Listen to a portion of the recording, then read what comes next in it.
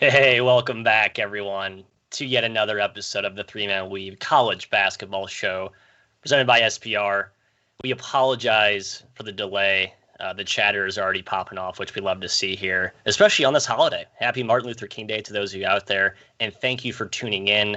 We know there's probably other things to be doing right now, but we appreciate your viewership and your patience. A lot to get to today. Some reactions from the weekend. The slate small, but we will pretty much hit everything on the card. We'll try and fly through here pretty quickly since we're off to a late start.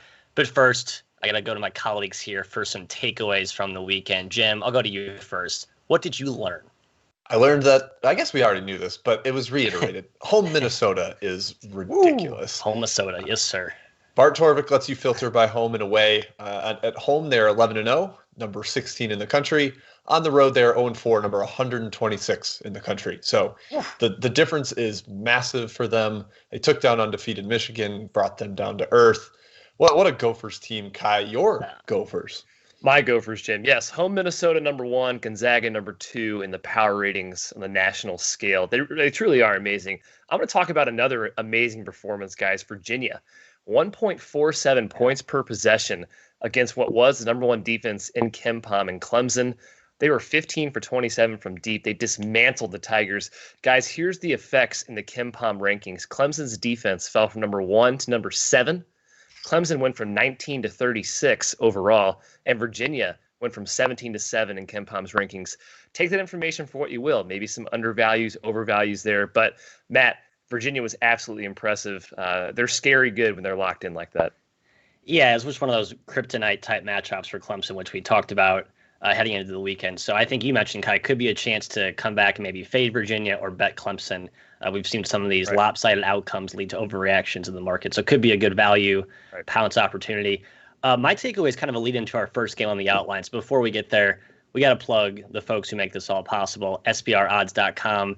Please do your line shopping, folk. Have that up while this show is going on so you can check the latest and greatest odds at all the books that you have access to.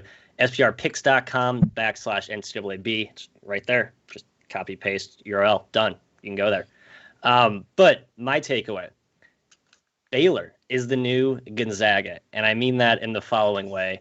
The Zags are now 0-4 in the last 4 games against the spread. They're 0-2 first half, the last 2 games against the number. I think there's some complacency setting in with the Zags, and I think their number has been so inflated by their monstrous performances to start the year.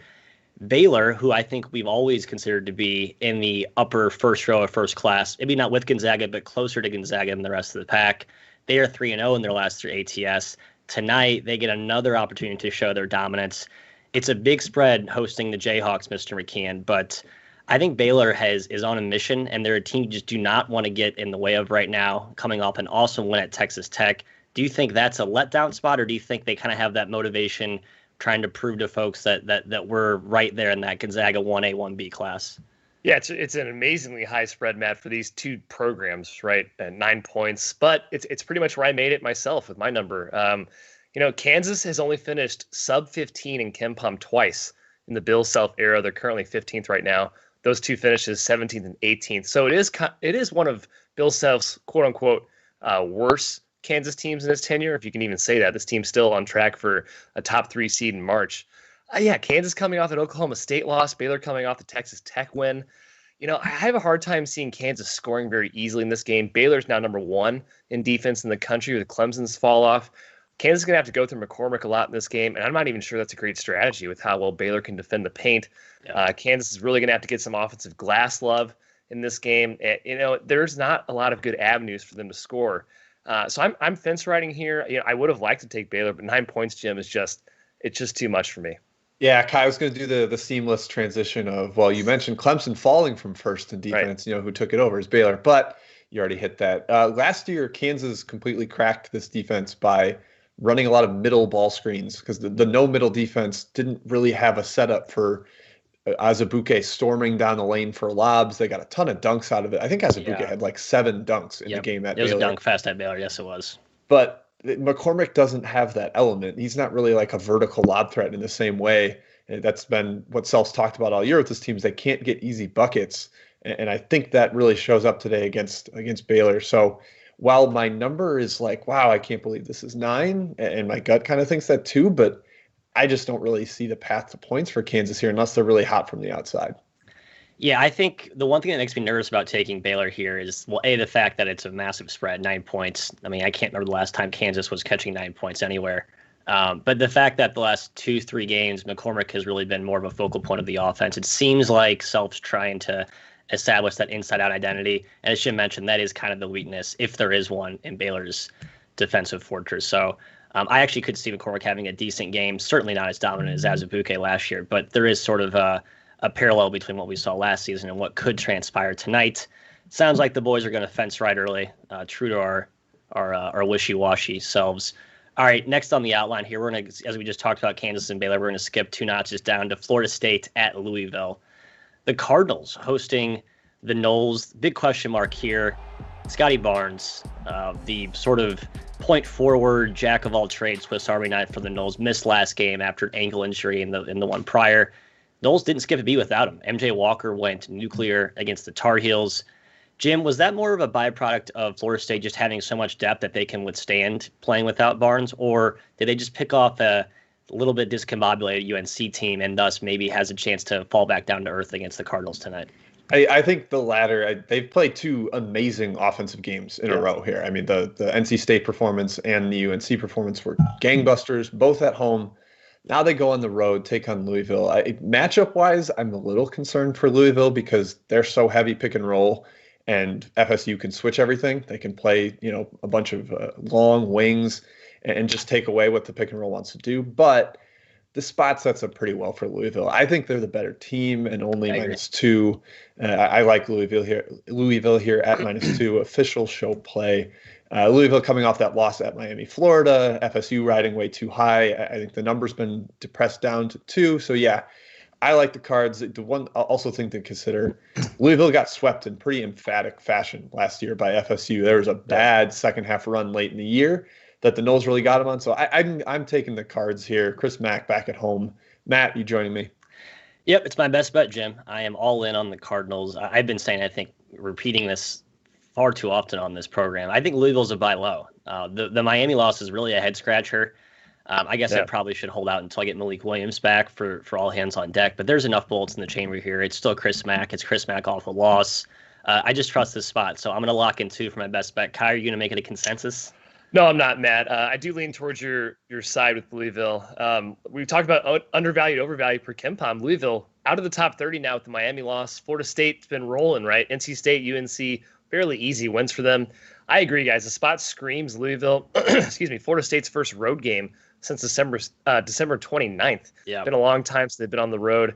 I'm a little bit worried about the Cardinals dribble driving against this Florida State, the trees and the paint for them. That's a little concerning for me, but they have enough muscle, athleticism to hold off Florida State rebounders interior on the other end. So I'm leaning towards you guys with Louisville. We will take your lean support, yes. Jim. Best of luck to us. We will need it. All right, next up here, Uconn hosting the Johnnies, heading up to the East Coast. Some early steam coming in here on St. John's, and I'll be honest, that's where I was leaning until I saw the number this morning. I'm sort of thankful that the number went outside my range. I am tired of betting on St. John's, save when they play Butler at home. This team's been very Jekyll and Hyde all season. Jim, I know you're leaning the same way here. Are you still going to take it at this number without James Bouknight for the Huskies? No, I'm not taking it at this number. Open 9.5 at Chris. It's down to 7.5. It's 7.5 now. Okay, yeah. Not interested in that in that current number. St. John's is all over the place. You can't really trust that team. And so honestly, I saw some people in the chat asking if UConn can keep covering without Bouknight. If they keep playing the bottom of the Big East, then sure. I think Bouknight will matter when they play Villanova or when they play Seton Hall or some of the teams that are a little more formidable. But if they keep playing DePaul and Butler and now they get St. John's, then I just don't think the Bouknight effect is as noticeable in those games. So I took St. John's small at the 9 number, but I do not recommend it at 7.5. Yeah, Jim, it's never a good time to lose your star player, but UConn's been pretty fortunate with this timing, right? Playing the excuse me, guys, my voice, yikes. UConn's played Butler, DePaul, and St. John's, 3 of the weakest teams in the Big East. I mean, talk about timing, Jim, like you were talking about there. But Tyler Polley, he was a Big East Player of the Week 2 weeks ago. Tyrese Martin has been awesome. UConn certainly had guys step up, 7-1 against the spread, still 2-0 without Book Night. Maybe they can keep rolling against the Johnnies. I actually lean towards the Johnnies as well. Certainly not 7.5. That's too low for me. I think their pressure can bother the UConn guards sans Book Night. So 7.5 is a little bit high, but Matt, Jim, they've been kind of a streaky team, this St. John squad, as you know very well, Matthew.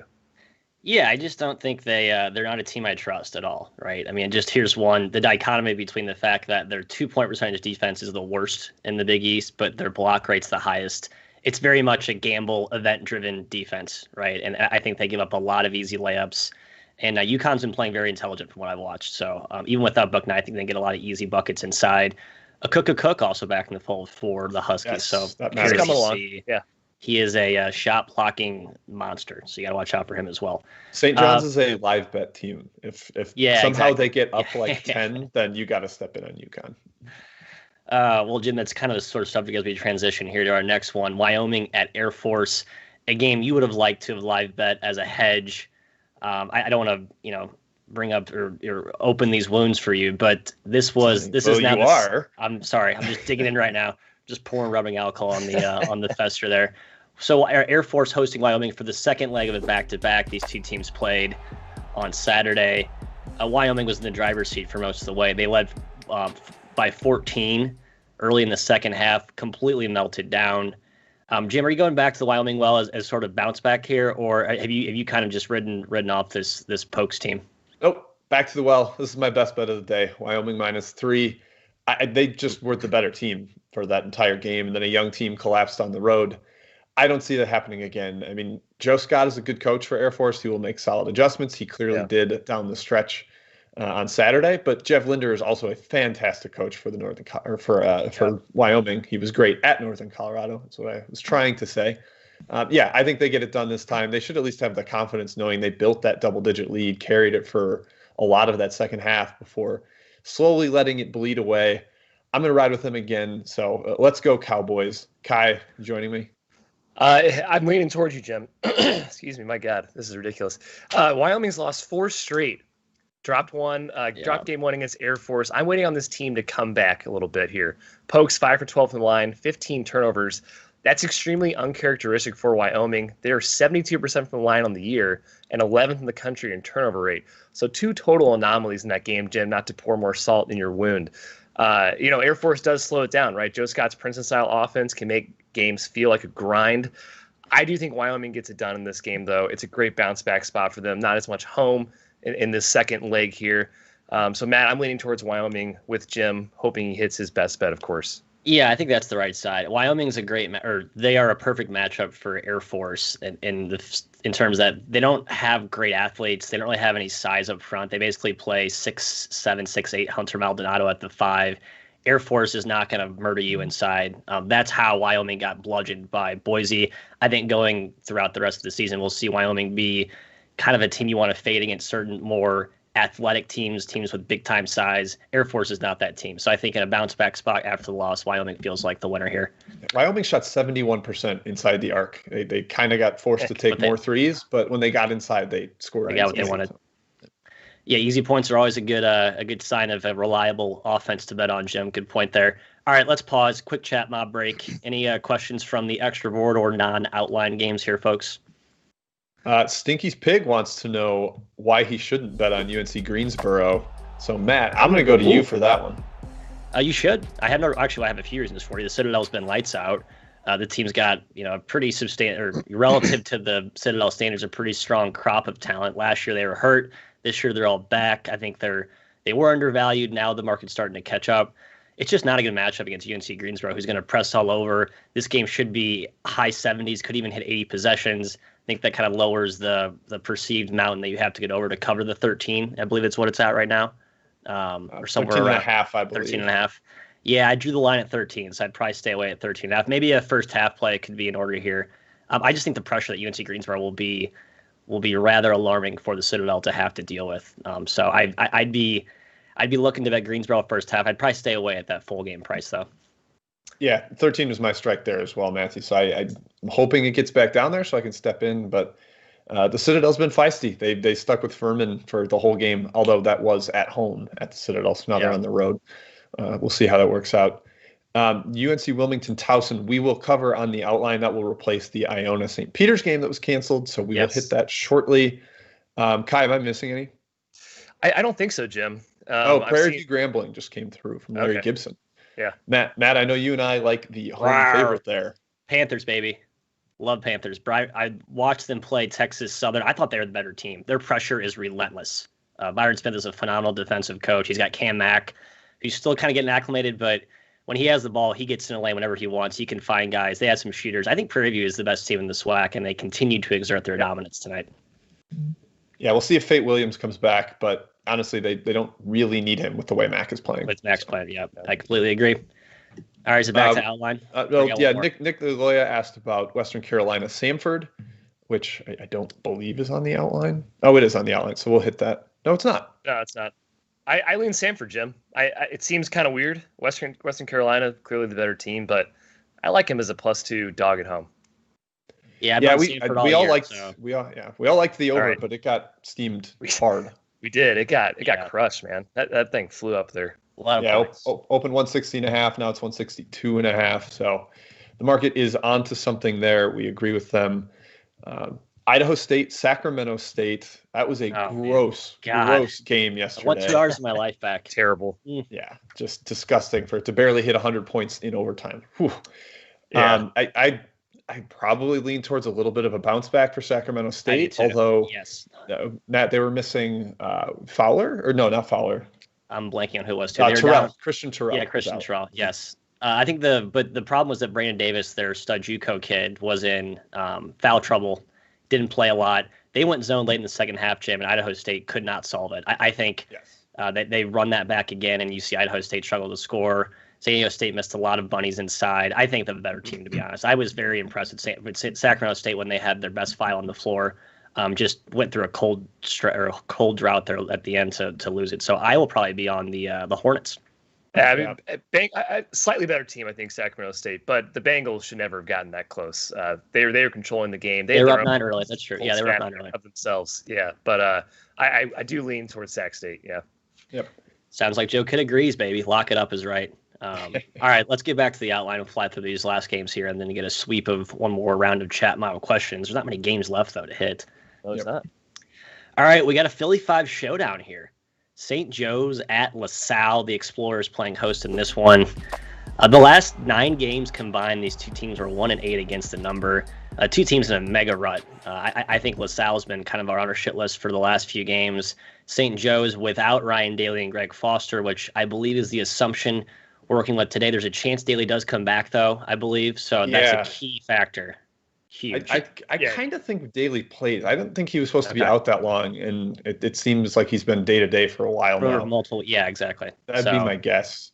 I kind of like the over. Both teams are coming off. They both just played Davidson, so you know that they're probably ready to run a little bit. Right. Davidson likes to get them in the half court. LaSalle was a 61 possession game, and that's not really Ashley Howard's style. So lean towards the over, but that's kind of also contingent on Daly because otherwise St. Joe's can't create offense.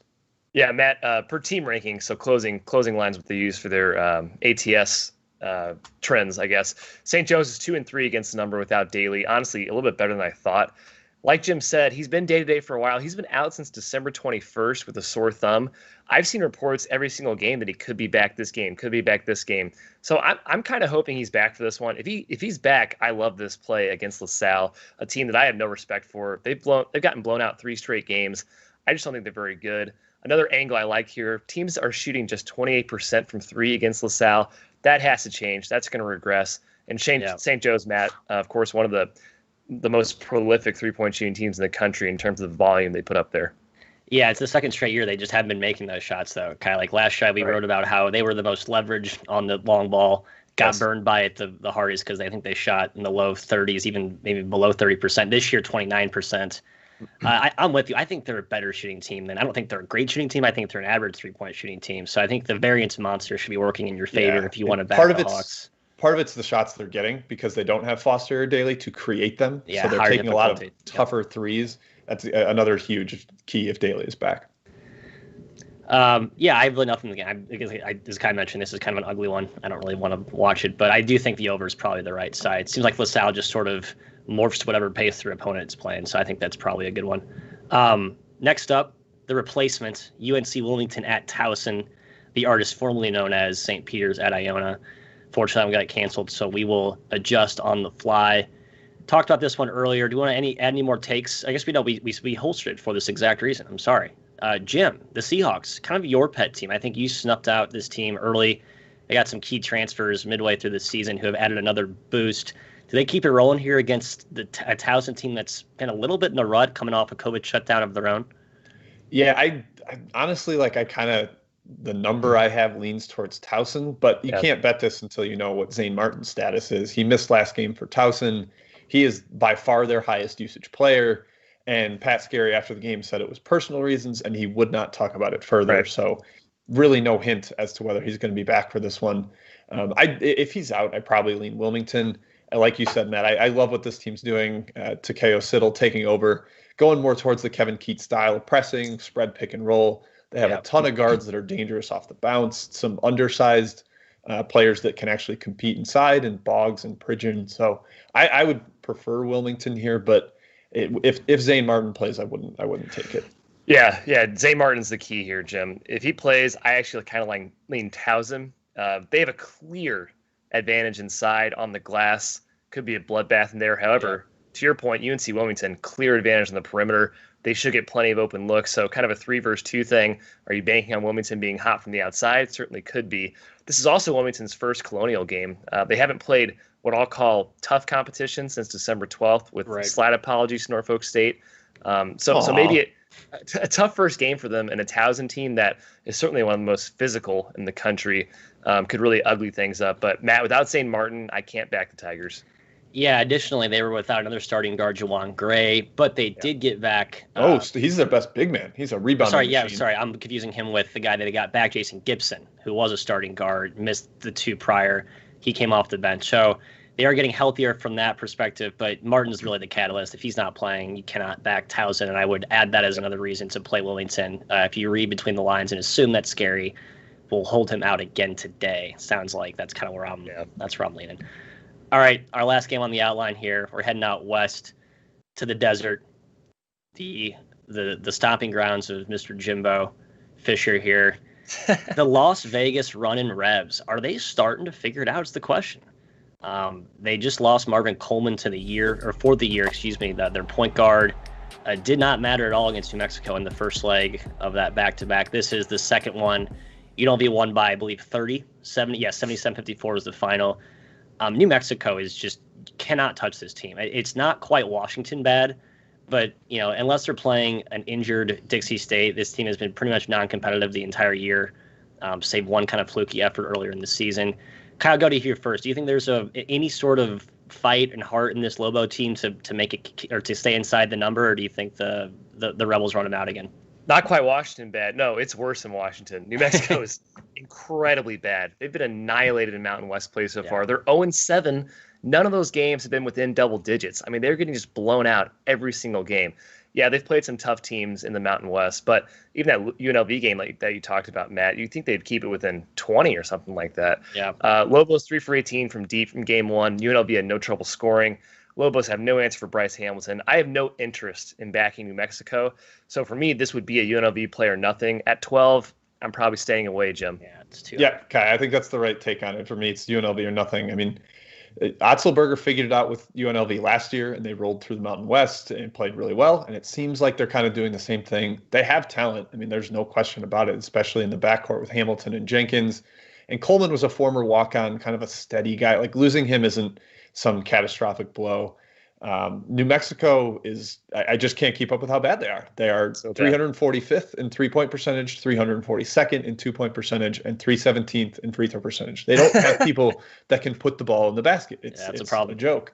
So with a UNLV team that's figuring out their defense, they're packing the paint and forcing you to hit shots. I can't back New Mexico, but the number's a little too high for me to take UNLV. All right, Jim, keep the mic. Let's round up the best bets here. All right. Yeah, I am in the Mountain West for my best bet, though. Wyoming -3 on the road in the second leg at Air Force. kind of already talked through that game. And then I'm also on Louisville -2, Matt, joining you on your best bet there. Yep, that's my best bet. I was going to add UNC Greensboro at 13, but it's painted 13.5 right now, so I can't take that. I will be, so yeah, just one player for me then. Ky. My best bet, guys, is a game we haven't talked about yet. VMI +7.5, going on the road against East Tennessee State. Solid 2-2 SoCon start for VMI. Beat Chattanooga, nearly beat Wofford.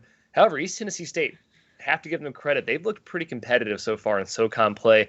Kind of what we expected preseason, even with the coaching change. They beat UNC Greensboro on the road. They hung tough with Furman before Furman kind of turboed them late, got the late cover. I think VMI has plenty of ball handling to combat the ETSU pressure. It does worry me slightly that VMI won't be able to take advantage of ETSU's poor ball handling on the other end. However, the Buck offense hasn't been that great this season. The key here is Ladarius Brewer for ETSU. If he's out again in this game, he's their best player, best scorer. I really, really like VMI. If he's playing, I kind of like VMI. I think they have enough shooting to get a lot of good looks against this ETSU defense that's allowed a lot of three-pointers this season. So the Keydets +7.5, guys, is my best bet. Yeah, I think that matchup sets up well for you, Ky. A new team of a bunch of foreign pieces, not foreign to the country, but like not there last year, right? Non-incumbents. They've struggled offensively against VMI's zone and kind of stuff that Dan Earl works in. That could be an ugly one for the Buccaneers on offense. So I think your value and your spot are well aligned. Thanks. All right. Any other games we want to hit before we sign off? There was a question about the Pine Bluff Alcorn game, which I know people are dying to hear about. Matthew. Jim, I'm an Alcorn guy through and through, although I will say the last two games I haven't been as impressed. I think they have another gear with the talent that they have now that they're healthier. So I think if this is a spot to play them, it seems like the right one. Arkansas Peanut Butter, 4 points is certainly a spread you can cover. I don't like laying a lot of points in these what seem like very unpredictable, volatile SWAC and MEAC type games, but 4 is a short enough number where I would definitely lean toward Alcorn. Yeah, I have nothing there. Sorry. And then I think the only other game we haven't discussed is Southern, baby. The Delta Valley Devils State at Southern. Yep. I have a small play on Southern, guys, even though it's 22.5. Yeah. I'm kind of still Operation Fade Delta Devils mode. I wouldn't recommend this to people watching, but I just had to do it for my own sake. Yeah, it's worth mentioning. Southern was my pick to win the SWAC preseason. A lot of their best players have been hurt or weirdly not playing a lot. So obviously with the SWAC, it's tough to get any sort of intel on this type of stuff. But they have played well even without these guys at their full workload, as Jim pointed out. So maybe Southern could be the real deal. Mississippi Valley State, I mean, it's just tough to lay any sort of money on this team, even when they're catching 22 in a conference game. Yeah. They've seemed to slow things down some, so perhaps that helps them cover these spreads. They're not playing into the 78 possessions that they were in the non-con, which really hurts when you're a bad team. So, all right, that concludes our chatter today, folks. Thanks for the patience, by the way. We'll get the tech difficulties up and running and for tomorrow's show. We'll be back same time as always. Again, SPRodds.com. All of your line shopping needs are there. SPRpicks.com. Our breakdowns, everyone else's breakdowns across many sports. The SBR team is well stocked with many great experts. Check out their stuff. Again, come back tomorrow, same time. Take care, folks.